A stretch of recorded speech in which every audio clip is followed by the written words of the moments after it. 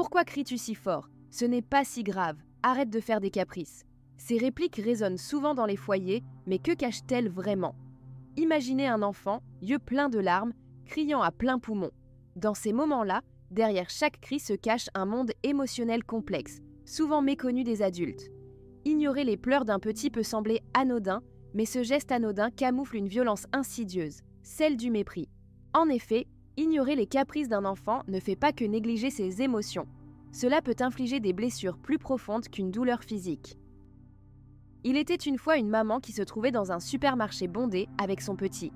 Tout à coup, son enfant est tombé au sol en pleurs, exigeant un jouet étincelant en haut d'une étagère.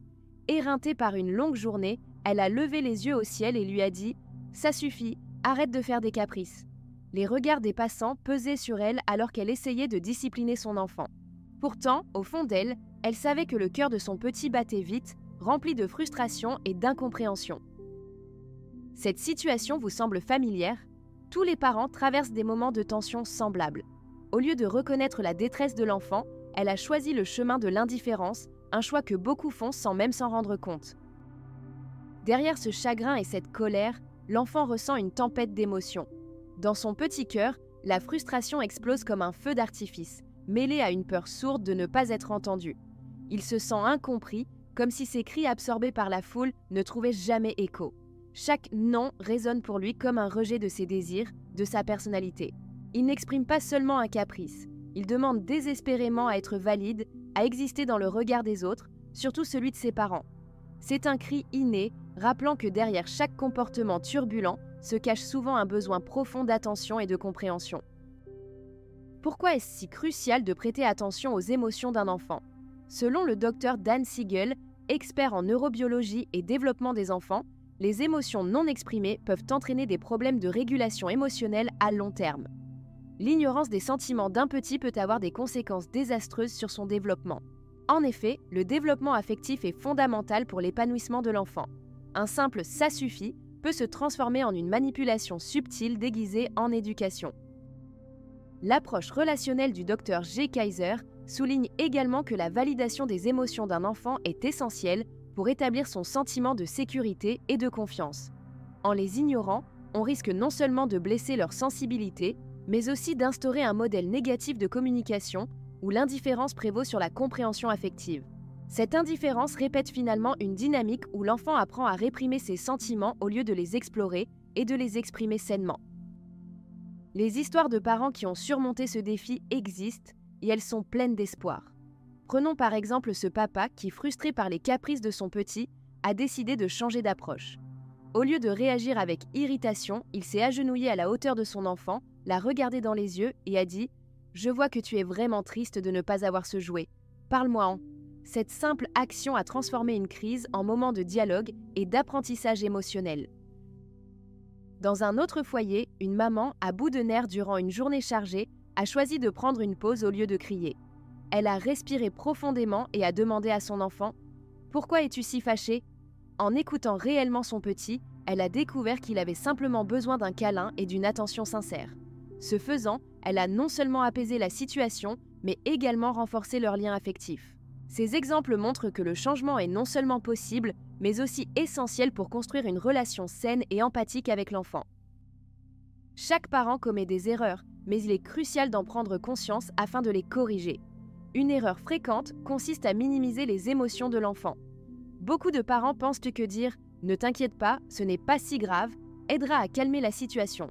Pourtant, cette approche peut valoir un mépris de leur ressenti profond. Au lieu de cela, choisissez des phrases comme « Je comprends que tu sois déçu, parlons-en ». Une autre maladresse commune est la réaction impulsive et parfois autoritaire. Si tu continues à pleurer, tu n'iras pas à la fête. Cette menace peut nuire au sentiment de sécurité de l'enfant et l'encourager à réprimer ses émotions.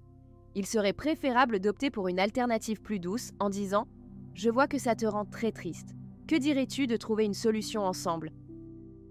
Enfin, certains parents ont tendance à détourner l'attention par le jeu ou d'autres distractions immédiatement après un caprice. Bien que cela puisse parfois fonctionner, cela ne permet pas à l'enfant d'apprendre à exprimer ses émotions. Au lieu de cela, offrez un espace pour discuter en disant « Je sais que tu es frustré. Parlons de ce qui te dérange vraiment et voyons comment je peux t'aider. » En utilisant ces approches, les parents peuvent créer un environnement bienveillant et sécurisé où chaque émotion trouve sa place. Pour naviguer dans ces eaux tumultueuses de la parentalité, voici quelques étapes pratiques à mettre en œuvre dès aujourd'hui. Commencez par reconnaître les émotions de votre enfant lorsqu'il exprime un besoin ou une frustration. Conservez cette attitude d'écoute active, un simple « je comprends que tu sois triste » permet à l'enfant de se sentir validé. Prenez le temps d'établir des rituels de dialogue quotidien. Un moment de discussion calme après une journée bien remplie peut ouvrir la porte aux émotions non exprimées.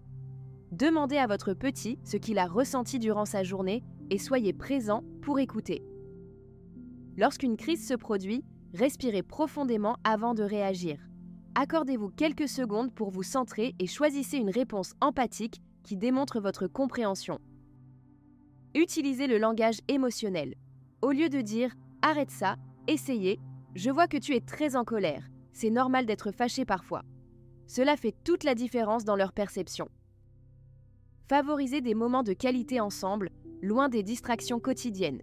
Ces instants privilégiés renforcent les liens affectifs et offrent à l'enfant un espace sûr pour partager ses ressentis. Enfin, n'oubliez pas que vous avez aussi besoin de temps pour vous ressourcer. Prendre soin de votre bien-être émotionnel est crucial pour être un parent attentif. En appliquant ces conseils simples mais puissants, vous posez les fondations d'une relation saine avec votre enfant, ancrée dans la compréhension mutuelle et l'empathie. Il est naturel d'avoir des doutes lorsque vous vous aventurez dans l'univers complexe de la parentalité. Voici quelques questions fréquentes auxquelles de nombreux parents se heurtent. Que faire si mon enfant crie ? Il est essentiel de rester calme face à ces débordements émotionnels. Prenez une profonde respiration et essayez de vous mettre à sa place. Offrez-lui des mots pour exprimer ce qu'il ressent, ce qui l'aidera à se calmer et à se sentir compris. Comment puis-je rester calme dans ces moments difficiles ? Mettez en place des techniques de gestion du stress pour vous-même. Par exemple, rappelez-vous que les émotions de votre enfant ne sont pas une attaque personnelle. Prendre un moment pour respirer profondément ou s'éloigner quelques instants peut également vous aider à trouver votre centre avant de répondre. Et si je ne sais pas comment gérer les caprices ? C'est tout à fait normal.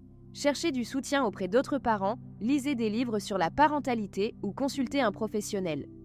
En apprenant et en grandissant ensemble, vous développerez des outils précieux pour mieux comprendre et accompagner les émotions de votre enfant.